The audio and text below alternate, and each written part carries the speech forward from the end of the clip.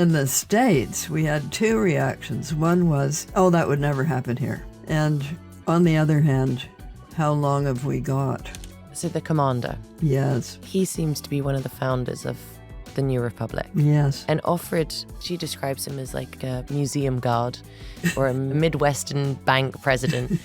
I've been saying since the 1970s, before you were born. Welcome to the Service 95 Book Club with me, Lipa. Honestly, reading has been an anchor through every phase of my life, and this book club is a way of sharing that joy. Every month, I'll spotlight a book I've loved and sit down with the author for an open and honest conversation about the themes, the characters, and the world they've created.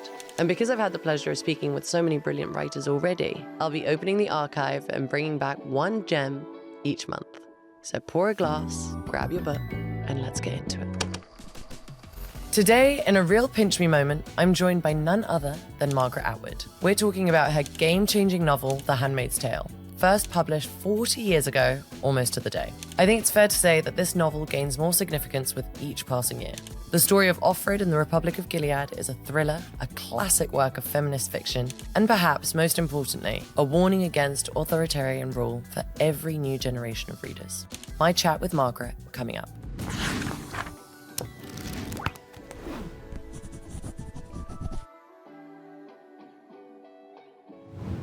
Hey, Margaret. Hello, how are you? I'm very well, thank you. I can't even begin to tell you what an honor it is to speak to you today. I've been so nervous and excited. Well, that's lovely. I feel like I've had to keep pinching myself today that it's actually happening.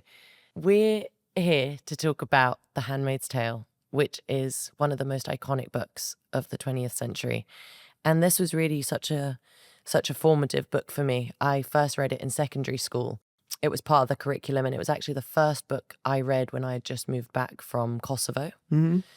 And at the time, I felt that it was so dystopian. It was described to me as dystopian. I imagined it as dystopian, and I couldn't imagine it at 15 years old that there was any danger of that becoming a reality. Whereas now, rereading it at 30 years old in today's climate, it's quite terrifying. I guess this most recent time that I reread The Handmaid's Tale, I read it alongside your incredible memoir, The Book of Lives, which is out this month. And I really, really recommend doing this because it was so fascinating to know where you were when you were writing it, you know, what was happening in the world, how your writing career evolved, and also about your pretty incredible childhood. There was just so many surprises for me, and I hope we can touch on some of them today. Absolutely. Should we get started? Plunge in.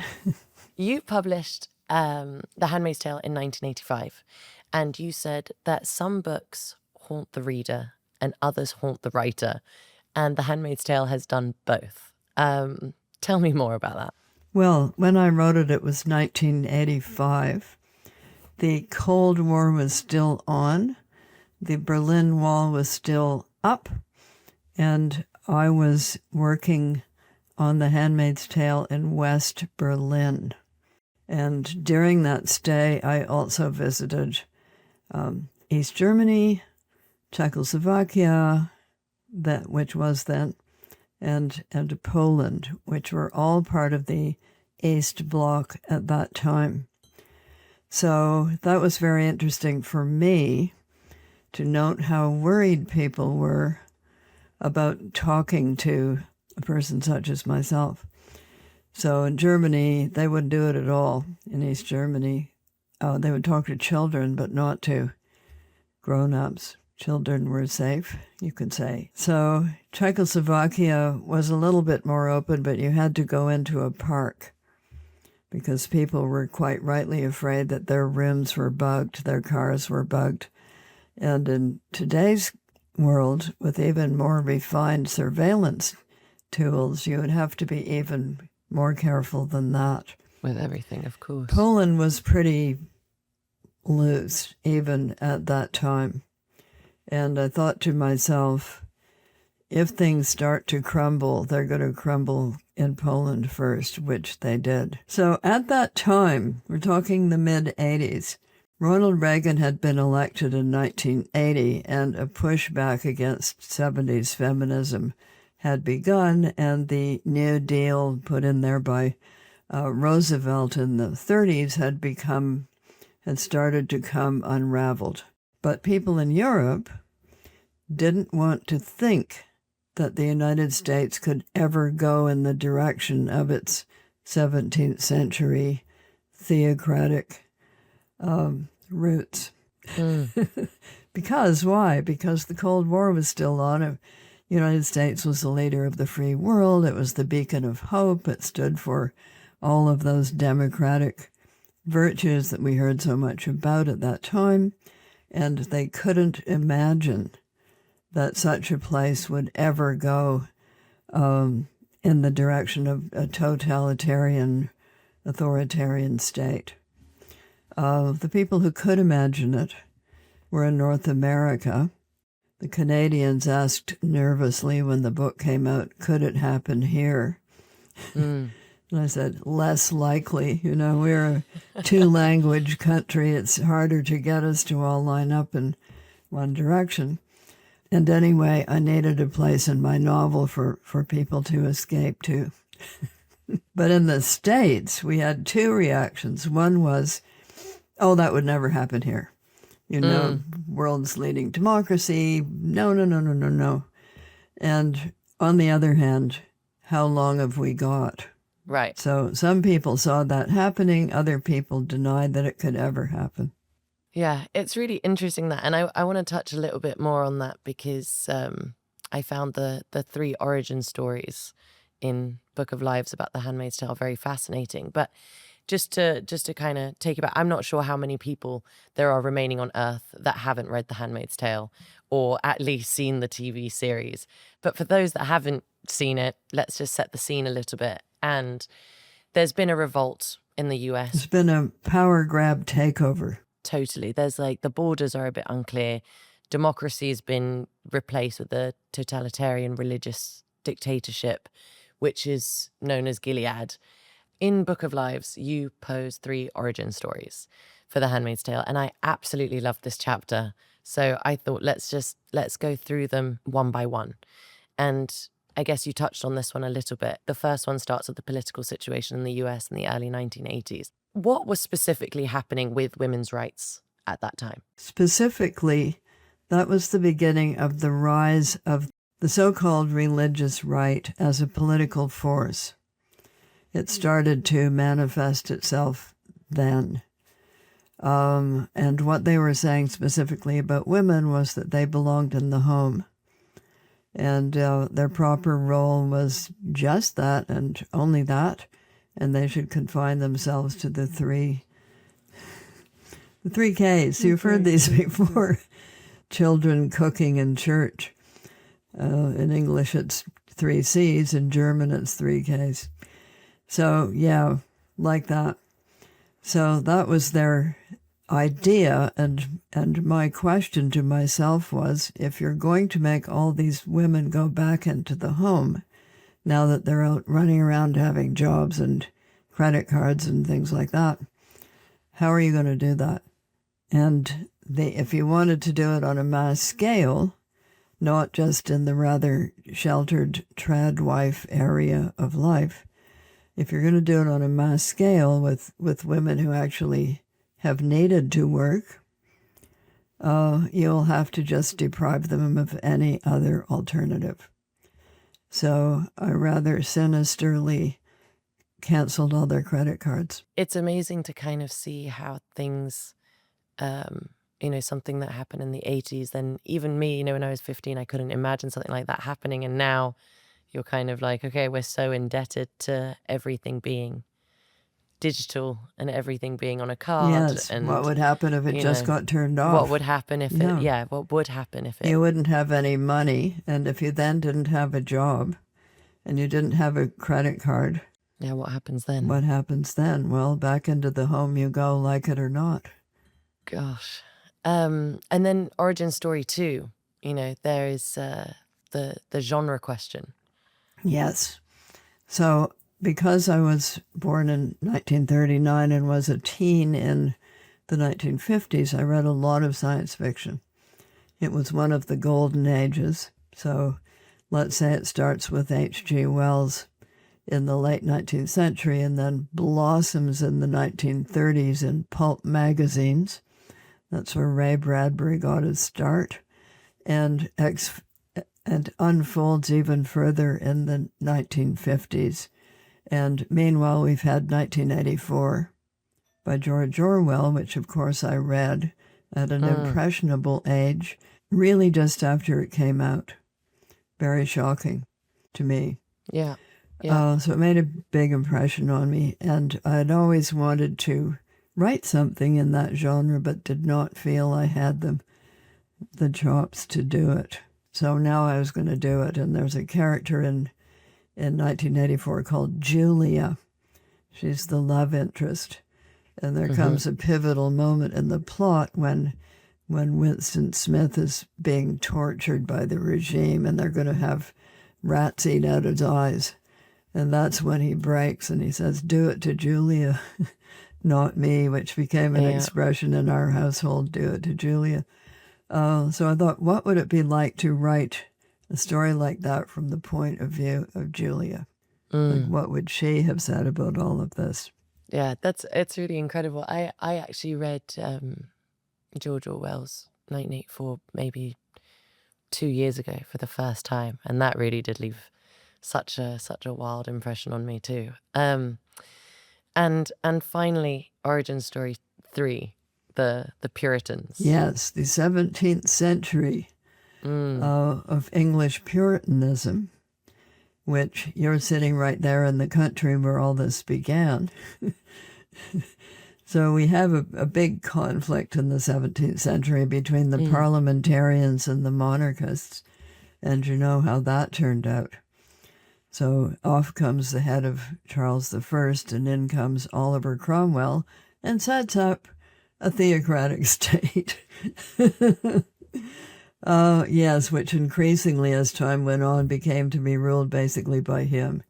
But before that happened, and before a couple of groups of Puritans knew that this was going to happen, they decided to decamp and go to the New World, and set up God's kingdom on earth, a city upon a hill, a light to all nations, unquote. And if you think you've heard that before, it was in Ronald Reagan's inauguration speech.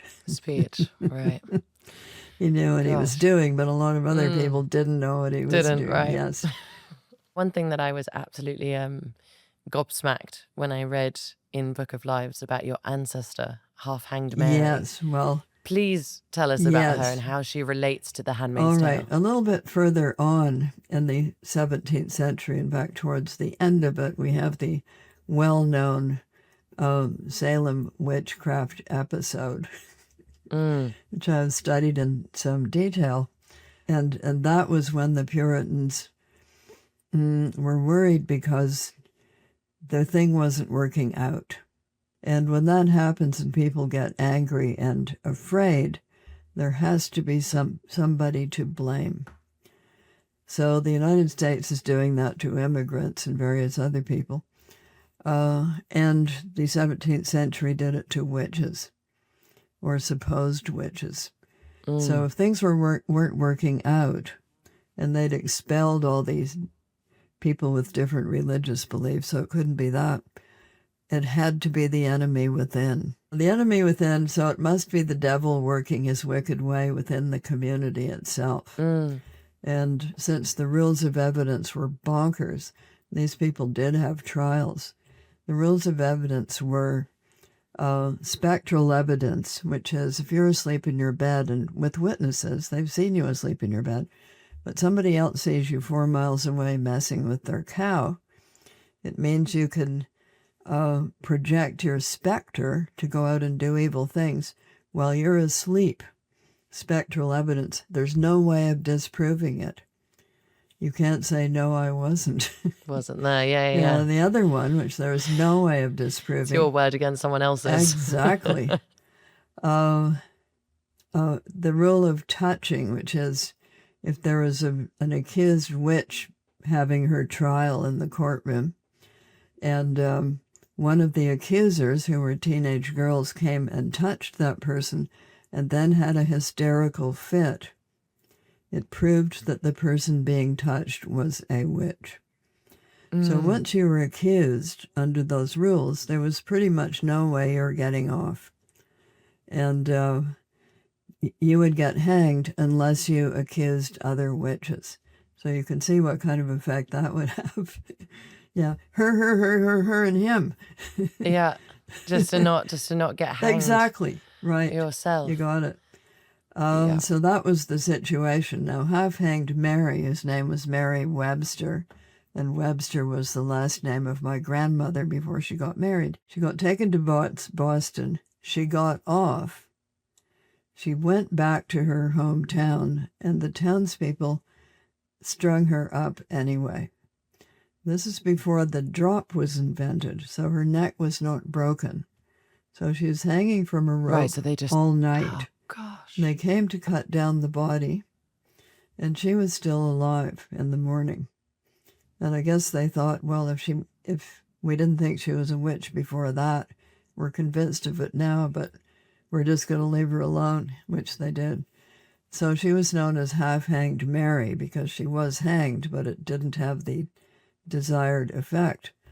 On Mondays, grandmother would say that she was an ancestor, and on Wednesdays she would backtrack because it wasn't very respectable, was it? So let us say there's definitely a family connection, but whether I have any witchy genes from Mary is open to question. Yeah. Well, maybe later on we can talk about your love of astrology. Maybe that kind of goes into that a little bit.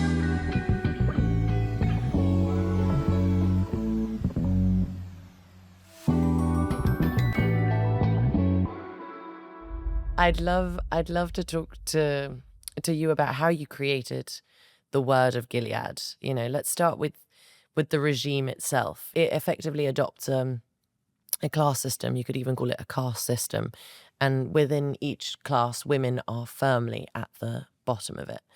And the aim is for this exclusively white, heterosexual society. All transgressors have been exiled elsewhere or executed. There are commanders who are the ruling class, along with their wives, with a capital W. Yes. There has been some kind of environmental catastrophe, and one of the impacts is that the fertility rate has dropped dramatically. Have you looked at those statistics lately? Yeah, I don't want to look at them really.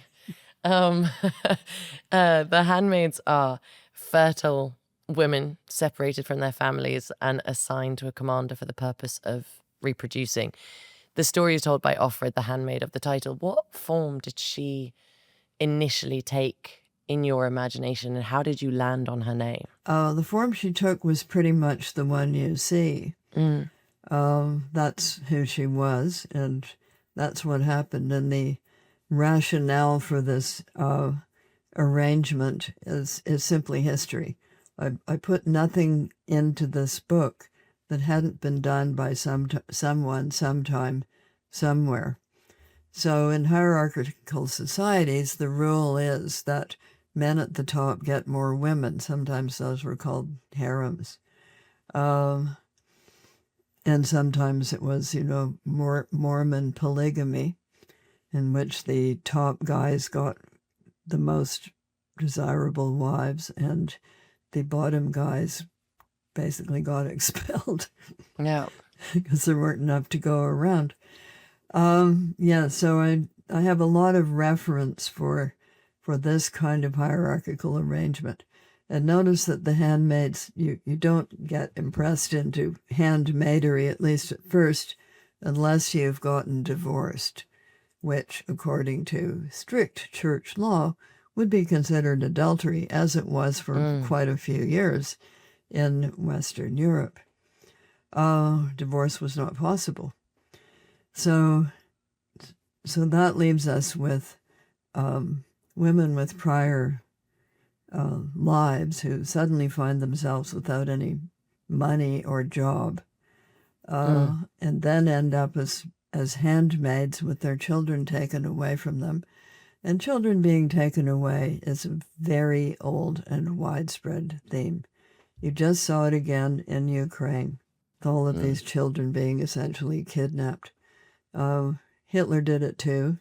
He kidnapped blonde Polish children, put them with German families, hoping they would grow into blonde German children. But this has just happened a lot, and it happened a lot with unwed mothers in the particularly 40s and 50s and early 60s, where you were just sent to an unwed mother's home and your child was snatched away from you as soon as it was born, and it was put out for adoption, in some cases sold.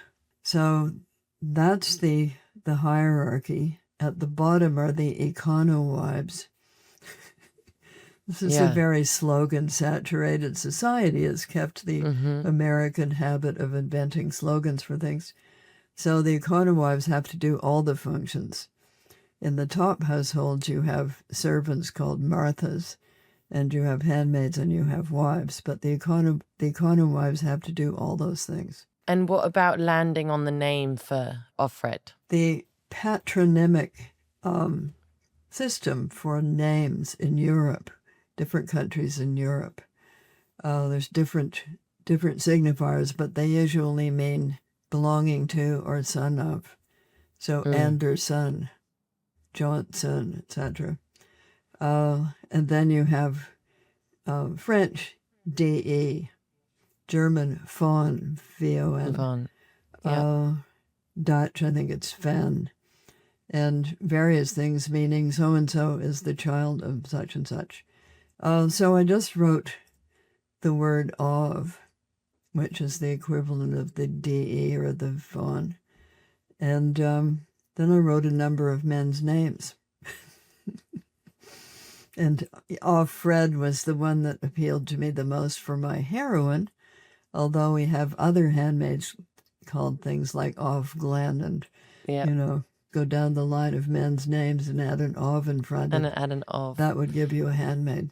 So I liked Offred because it has a couple of other words concealed in it, including red, which is the color of the outfit. And you learn to be a handmaid at something called the Red Center. And by the way, this is a very biblical, so-called biblical society, so they do not recognize male infertility. If you're not having a baby, it's your fault. Not the men's fault at all. Well, I give you Nicolae Ceausescu of Romania, who, when he was in control of that East Bloc country, mandated that married women had to have 4 children. And they had to have pregnancy tests every month. And if they had not gotten pregnant, it was up to them to say why, not the guy. Yeah, to have a reason for it. I don't know what you would say. Well, I don't know. Just didn't work this time. I also thought it was, so interesting because even the names that they're given, like Offred or Offglen, those will change when she's assigned to a different commander. Yes. And a different handmaid will become Offred, as we see with the character Offglen. And these women don't even own their names. No. They're only defined in their relationship to the man that owns them. That's right. Literally like sex slaves, although that term is never used.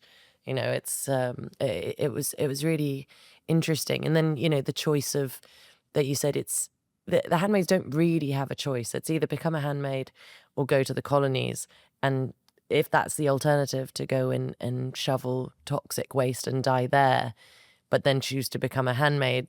And that, also causes them to be looked down by the Marthas for making this choice. It's all a very complex system overall that, again, just either pits women against each other or constantly puts them at the bottom of the food chain, essentially, Yes. The origin story of the Gilead regime is, sketchy, but there are just signs of how it was able to take root. You know, there's this passage in The Handmaid's Tale that's always really stayed with me, and it's not one of the most quoted scenes at all. It's actually much more subtle than that. And it's after Offred and all women, they've lost their jobs and, you know, they've lost access to their bank accounts, and which, you know, I guess is a sign of things to come. And her husband Luke is trying to comfort her. And it goes like this, and it goes, "It's only a job," he said, trying to soothe me. "I guess you get all my money," I said, "and I'm not even dead." I was trying to make a joke, but it came out macabre. "Hush," he said. He was kneeling on the floor. "You know I'll always take care of you." I thought, he's already starting to patronize me. Then I thought, you're already starting to get paranoid. And a bit later she says, "He doesn't mind this." I thought, he doesn't mind this at all. Maybe he even likes it. We're not each other's anymore. Instead, I am his. And I always think about that passage in particular. I find it really such a chilling warning that as soon as the power balance kind of shifts in human relationships, the whole fabric of society starts to unravel, right? Well, or change. Yeah. So I've been saying since the 1970s, before you were born. Yes, I've been saying you cannot change the position of women without affecting the position of men, and vice versa. Yeah. I also think, in the book, it gets worse, much, much worse. The ruling class in Gilead is obsessed with controlling women's bodies, and as you've said, wives, aunts, handmaids, Marthas, and Aquana wives, all with different levels of comfort, but all equally restricted and controlled. But the extreme boredom of the handmaid's life really quite struck me. And I couldn't help contrasting this to your life, as you describe it in Book of Lives. The idyllic childhood in the woods, your unorthodox and independent parents, your academic career, your writing, as well as all your world travels with your partner, Graham. It couldn't have been more of a contrast. And of course, all this was a possibility, and it was available to Offred before the revolution. Is this the ultimate form of torture, for life to be constrained to this degree? And was there a particular example from history or even present day that was in your mind when you conceived this day-to-day life of a handmaid? I don't think it's the ultimate form of torture. I think there's much worse tortures. But what was my model, one of my models? The life of a genteel Victorian woman, because I was once a Victorianist. There's a Victorian home that still exists in Hamilton, Ontario, which is unchanged since the 19th century, and it's completely embroidered. The women who lived in it embroidered everything. It's all in petty points, so footstools, sofa cushions, tablecloths, mantelpieces. It's just covered with embroidery, because that's what they did. They embroidered. I'm fascinated by the aunts. Yes. They are these enforcers of women in this new kind of class system, which gives them a perception of power. And I think something that you do really brilliantly in the novel is give us a glimpse of their old lives and remind us that these people, they're people we would recognize. For example, Offred tells us Aunt Helena is fat. She once headed a Weight Watchers franchise operation in Iowa. She's good at testifying. I wonder to what extent is it, a novel about complicity? Every reader has sympathy for the handmaid, but no one wants to believe that she might have become an aunt. As every colonialist knows, the best way to enforce your rule is to enlist an army from amongst those that you wish to control. Why? Because they speak the language. They know the territory. And they would be much more effective than you. So if you want to control this bunch of women, you're going to have women enforcers. Partly because it's very sexually segregated, and although there are guardians around the re-education center, they're not inside it. One thing every really good dictatorship does, it breaks apart families. Right. Yes, in several ways. Number one, by getting people to inform on one another. And number two, by brainwashing the kids. Well, actually, I want to talk about that, and about, leaders and leaders in dictatorships, because I want to talk about the commanders. They are the ruling class, the top tier of society. But before we get to them, it's really interesting that there is no sole leader mentioned in the book. Not once. 17th century Puritan New England. They didn't have a leader. They had the sanctified who got together and decided what was going to happen. And that depended quite a lot on how good your preaching was a skill, and what your theology was. So there was a lot of that. Sparta, it wasn't a leader. It was a ruling class.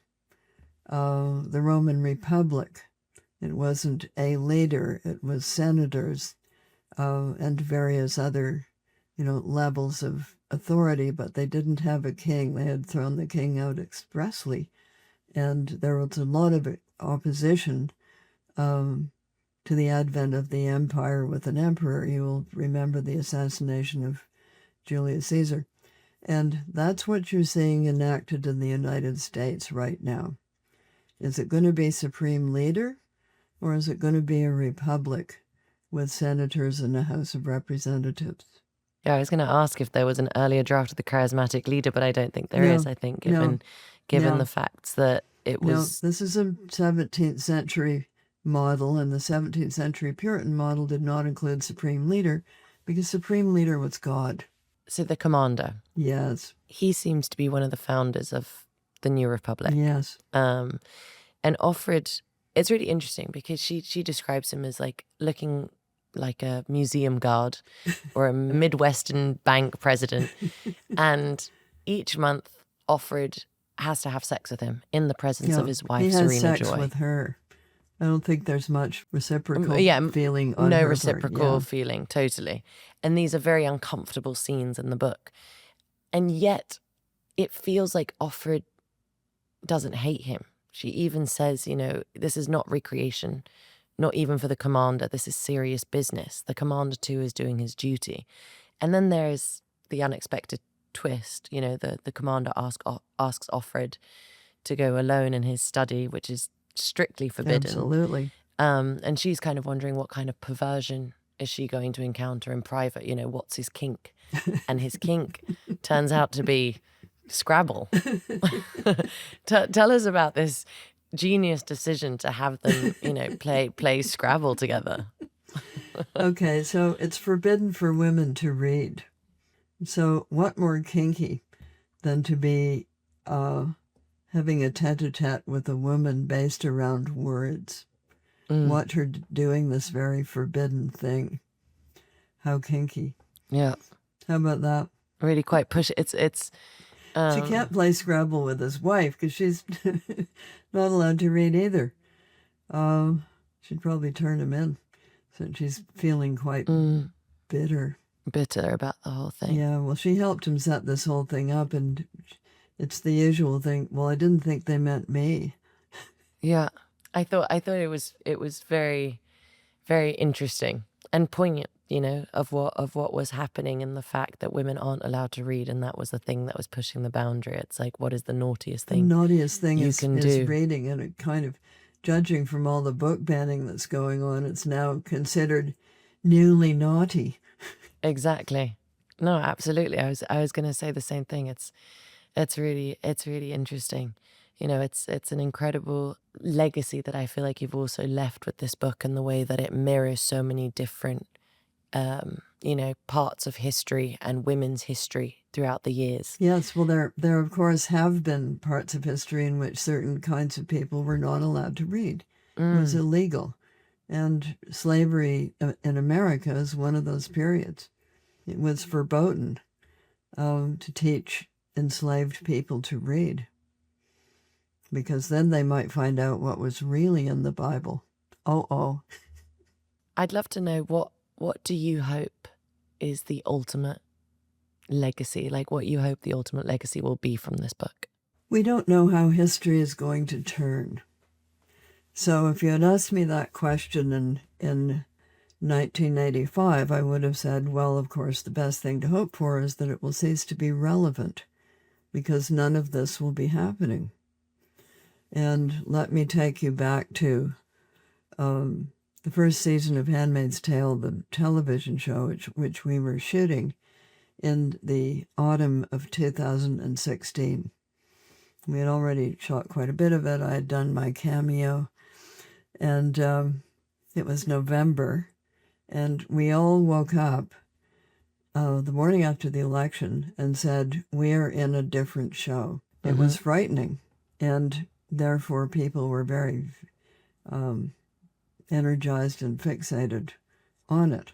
So you can't know about your legacy because you don't know how the context is going to change.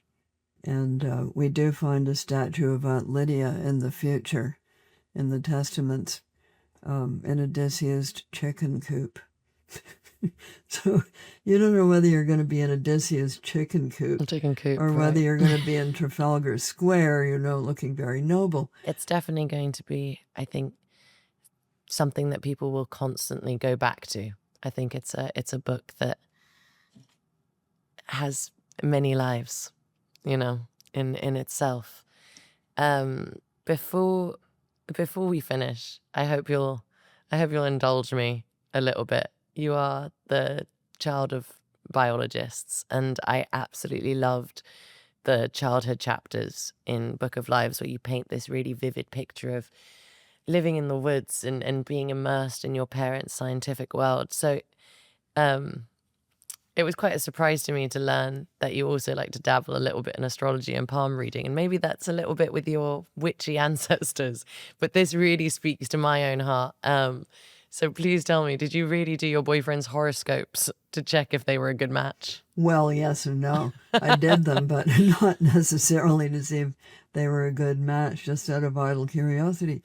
I also did my fellow poets in the 1970s, but that's when we were doing, there wasn't any, I hate to break this to you, there wasn't any internet. So I was using a ruler and a protractor. I was drawing the horoscopes. Amazing. Yeah, so why did this interest me? Because it was the worldview of the Renaissance and the early modern era. Queen Elizabeth I had her astrologer, and people just had astrologers, and they believed these things, and they also believed that palmistry was connected with it. So we have Jupiter, Saturn, Apollo, and Mercury, Venus, Mars, and the Moon, different parts of the hand. And that's the system that's connected to astrology. So it's a point of interest for me to know these things, because that's how people were thinking, at the time. They were living in a world which had not yet said the Earth is going around the sun and we're part of a huge, large universe. They were still living in a geocentric universe, and the important planets were the ones that they could see. I loved it. I love it. I love it so much. Margaret, thank you so much for joining me today. I once tried counting everything that you'd published between poetry, fiction, non-fiction, children books, and I got to about 70 and I lost count. So you're definitely a legend in your own lifetime, and it's been such an honor to talk to you. Well, it's been an honor for me, and congratulations on your success, and thank you. Good so luck much. For your future career. Thank you so much. And there's so much for readers to dive into. You've given us a reading list, a playlist. You've also very kindly answered our readers' questions, so thank you so much for being so generous. There's also an essay by me about what I've learned from reading The Handmaid's Tale, and all of this can be found on service95.com and our socials at Service95 Book Club. Anyone who signs up for the free Service 95 Book Club newsletter will get all of this exclusive content in a monthly roundup. You also have your socials and Substack, so there is plenty out there for anyone who needs an extra fix. And finally, I can't recommend Book of Lives enough. For all of us diehard fans, it's the book that we've been waiting for. Take my word for it. It's fabulous. Margaret, thank you once again. And thank you. You can come and live at my house. Oh, I would love to. No, you wouldn't. Thank you so much for your time. It means a lot. I'm such a fan. And so this is a dream come true. Thanks for listening. Along with my new monthly reads, I'll also be sharing a conversation from the archive. Some of my favorite chats with the world's best writers over the past couple of years. Trust me, you won't want to miss them. Make sure you're following the Service 95 Book Club podcast so you never miss an episode. And if you love this one, why not leave us a review? Thanks so much for listening, and see you next time.